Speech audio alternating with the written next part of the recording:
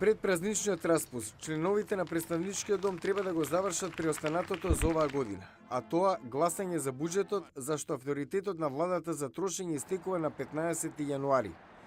Председателката на Сенатската буџетска комисија Пети Мјури, демократка, и председателот на буџетската комисија на представничкиот дом Пол Рајан, републиканец, го соопштија договорот.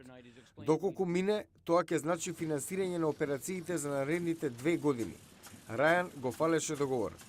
By having a budget agreement, Со овој договор нема зголемување на даноците, се намалува дефицитот, се создава известност и се спречува затворање на владата. Мислиме дека е добар договор.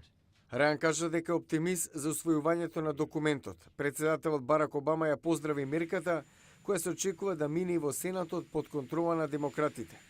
Но некои конзервативни групи не се задоволни со договорот, велејќи дека не ги запира кратењата на буџетот колку што сакале.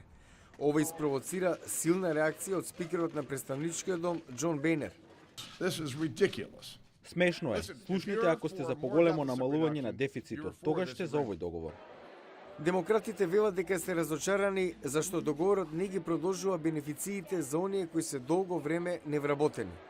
Ова е лидерката на малцинството во представничкиот дом Ненси Пелоси. Незамисливо е да заминеме од Вашингтон без да ги одобриме тие бенефиции. Законодавците едва чекаат да заминат од градот, а тоа ги остава другите прашања како имиграционата реформа да чекаат до следната година.